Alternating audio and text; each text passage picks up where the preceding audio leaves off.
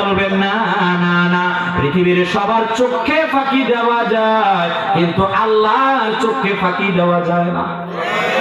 কথা বলেন না কেন? আল্লাহ বললেন ঠিক আছে আবু বকর একটা বকরি নিয়ে আসো। নবীজি বকরির নিচে দুধের ওই জায়গায় হাত দিলেন, সঙ্গে সঙ্গে দুধ পড়া শুরু হয়ে গেল। আব্দুল্লাহ ইবনে মাসউদ চিন্তা করলেন তাহলে তিনি তো সাধারণ কেউ নয়। সিদ্দিক আকবরকে বললেন তিনি কে, ওনার পরিচয় জানতে চাই। হযরতে আবু বকর ডাক দিয়ে বলেন ভাই উনি হলেন রাহমাতুল লিল আলামিন, তিনি হলেন সমগ্র জাহানের জন্য রহমত। এইবার আব্দুল্লাহ ইবনে মাসউদ থেকে নবীজি চলে আসলেন।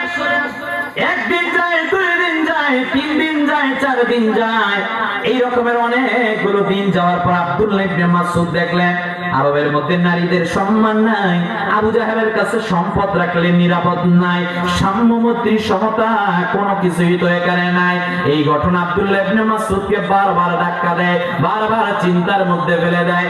হযরতে আব্দুল্লাহ ইবনে মাসউদ এইবার থেকে হেঁটে হেঁটে নবীজির কদমের মধ্যে গেলেন। নবীজি দেখে চিনে ফেললেন এ তুমি কি ওই রাখাল না যাকে আমি আরবের মধ্যে দেখেছিলাম? হ্যাঁ আপনি ঠিকই বলেছেন। নবীজি বললেন কেন আসলাম?